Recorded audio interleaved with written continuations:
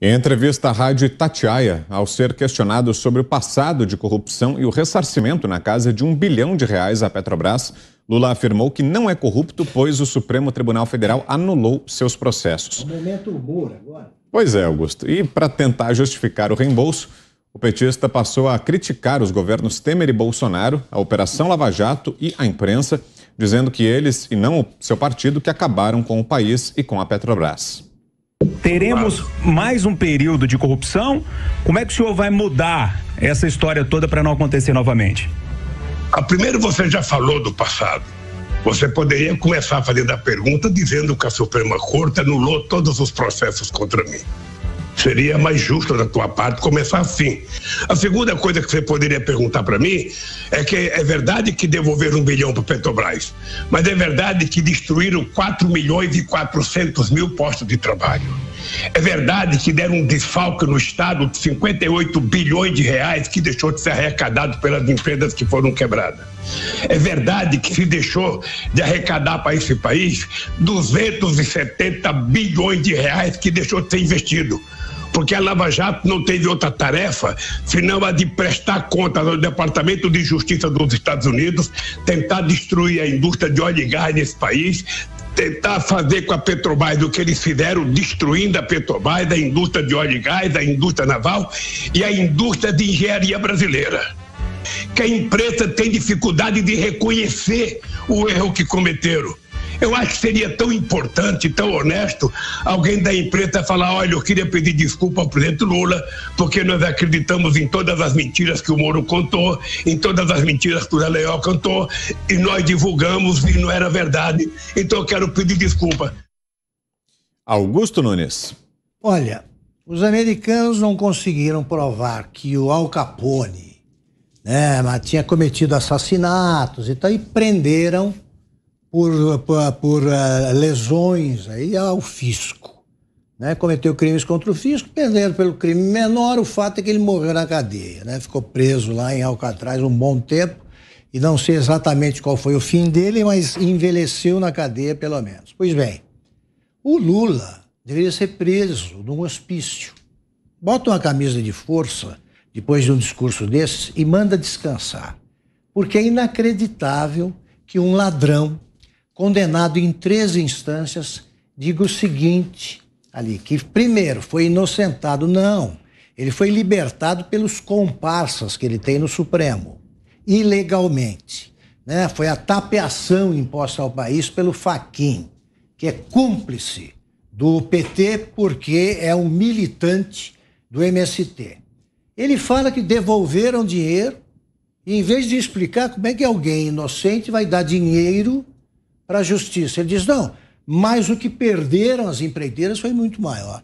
Então esse cara, ele é mais que cínico, ele deve estar com algum problema mental. Se ele acredita que os brasileiros vão achar que é possível, que é viável o que ele está dizendo, que ele encontrou o seu álibi, então realmente ou o Lula não quer ser candidato, como já dissemos aqui mais de uma vez, porque essa declaração aí é de doido, ou então realmente está com problemas. Está com problemas, quer dizer, ele é inocente, a Lava Jato foi feita para destruir a Petrobras e ele quer a Petrobras de volta. Olha o perigo. O PT quer reestatizar o pouco que foi privatizado da Petrobras, porque eles querem todos os cofres de volta. Está provado, e 3 condenações garantem o que eu estou falando, está provado que o Lula é ladrão, lavador de dinheiro, criminoso, lesou o país, larápio. E ele acha que vão acreditar nesse discurso que nem mãe de preso é capaz de fazer na porta da cadeia, Porque mãe de preso, não, era um menino, andou em má companhia, tal. Não, ele é o chefe da quadrilha e como tal deveria ser tratado. Zé. É impressionante, Dá até arrepio vendo o Lula. Ele adotou a prática de dar entrevistas em vez de enfrentar o povo, falar ao povo como deve todo candidato. E aí, essas perguntas, elas têm que ser respondidas à exaustão. Fez muito bem a Rádio Itatiaia em colocar no ar exatamente essa pergunta. É a cobrança. Na verdade, não é uma pergunta. É uma cobrança. E como ele diz que o dinheiro foi devolvido, mas que, na verdade, é a Petrobras que é culpada? Como a Lava Jato exagerou, como a Lava Jato é culpada? Não é, não. A Lava Jato foi o maior movimento brasileiro, né, que revolucionou o mundo jurídico, que vai ser lembrada para sempre.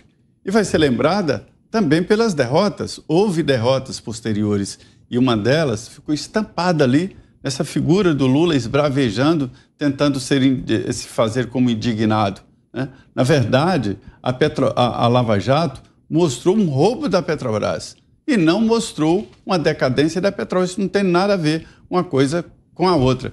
Ao dizer que está defendendo a Petrobras, está defendendo caminho para mamar mais ainda nas tetas do serviço público. É assim que esse pessoal vive, exatamente pendurado no dinheiro público. A Petrobras é deles, dos donos, dos funcionários, dos diretores da Petrobras. É o melhor emprego do Brasil. É o melhor emprego do Brasil. Ainda tem aquele iniciativa privada, né? Os diretores são os executivos, é nada. É uma estatal e que consome o próprio dinheiro da estatal. Não está nem aí para o preço do combustível, nem nada. Está aí com os seus empregos, seus salários e suas vantagens. O Lula, falando desse jeito, parece que ele caiu aqui no Brasil depois de um conto de fadas. Não, ele esteve preso porque foi condenado. Não foi prisão preventiva do Lula. Lula não foi preso preventivamente, como falou o ministro do Supremo, Gilmar Mendes, das prisões preventivas demoradas da Lava Jato. Ele foi preso, condenado em segunda instância. Era a norma do momento. O Supremo mudou para tirar o Lula da cadeia. E como é que uma pessoa assim, questionado, tem a cara de pau de se candidatar? Eu ainda tenho esperança ainda de que Lula não será candidato para não nos passar por um constrangimento assim. E a gente segue repercutindo, então, a declaração que trouxemos antes do intervalo do ex-presidente Lula. Queremos ouvi-lo também, Fiuza, em 1 minuto e meio. Vitor, mentir com desenvoltura nunca foi um problema para o Lula. Ele estava roubando a refinaria Abreu e Lima e dizendo que defendendo a Petrobras. Ele estava dizendo, o petróleo é nosso, isso aí que ele fala, né? A empresa do povo brasileiro, esse povo sofrido, que eu defendo, né? Uma companhia nacional, não deixem esses aproveitadores, esses entreguistas, tirar o que é do povo. Ele dizia isso enquanto ele estava roubando a Petrobras, enquanto a refinaria Abreu e Lima era saqueada. Estou citando um dos exemplos mais escabrosos. Isso está nos processos. Eu até queria aí ouvir, de repente, assim, quem sabe, um pitacozinho de algum desses desembargadores que leram esses processos e condenaram o Lula. Já acabou o tempo? Um pouquinho você completa. Preciso chamar aqui mais uma vez a nossa enquete de hoje. Daqui a pouco a gente devolve para o Fiuza. A nossa enquete continua no ar. A pergunta é, na sua opinião, a Petrobras deveria ser privatizada? Sim ou não? Participe. Já o resultado final. Quer concluir, Fiuza? Vai lá. Quanto tempo eu tenho? Fica à vontade, Fiuza. Então, eu gostaria, eventualmente, de ouvir, assim como quem não quer nada, algum outro juiz, porque o Sérgio Moro desistiu disso, né? O Sérgio Moro não fala mais de Lava Jato, ele não fala mais dos processos do Lula, ele fala assim, né? Ele mia, né? Ele murmura. Agora, os tribunais superiores, né? O STJ, não tem ninguém no STJ, porque a gente está numa república da falação, não é isso? O STF descondenou o Lula no grito. Não foi lá, não, estava no lugar errado, então solta. Foi assim ou não foi?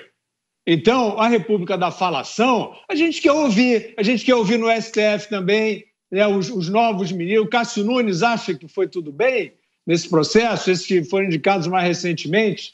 Não é isso? O André Mendonça, ele acha também que o Lula é inocente.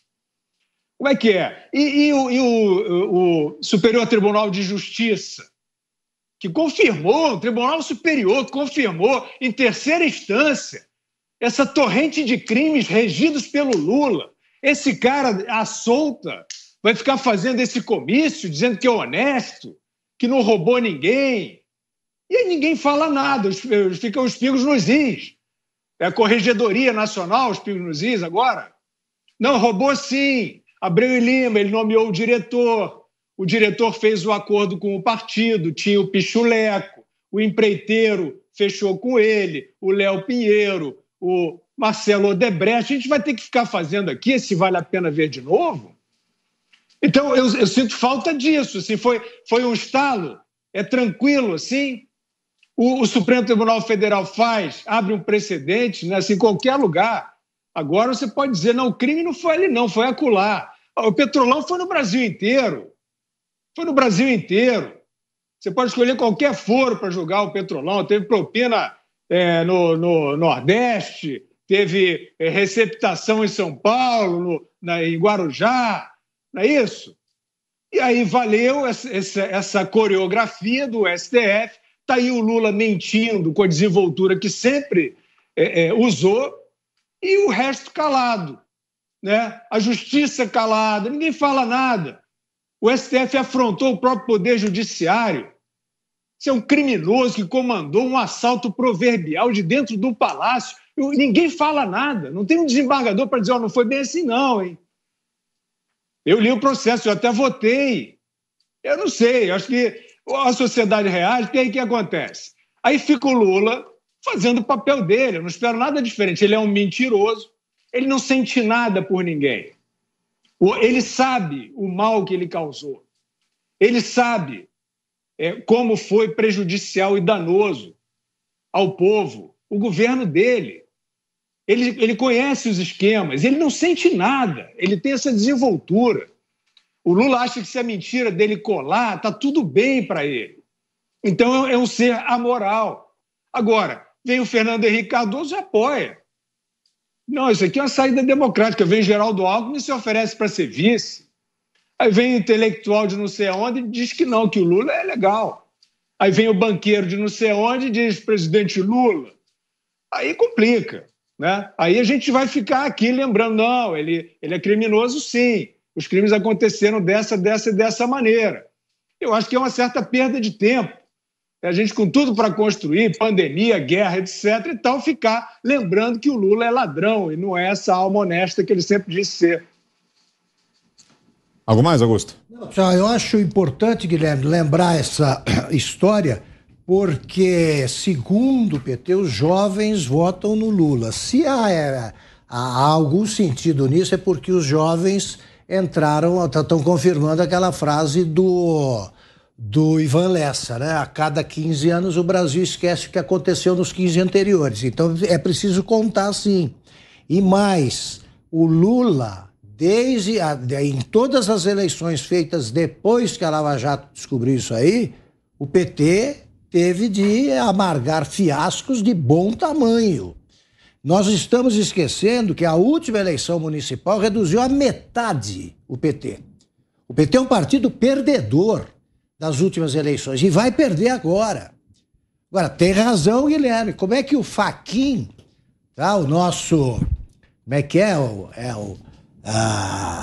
O sujeito que fala quiçá, em vez de quem sabe, quiçá o Fachin toma alguma vergonha e vem dizer, não, eu avisei no meu voto que ele não foi absolvido, que não era anulação das sentenças, que ele continuava culpado. Deve falar. Ou então algum ministro do Supremo, dos dois nomeados pelo atual governo, deveria dizer, Fachin, está dizendo aí o cara que ele está inocente, você inocentou. Você inocentou ou não?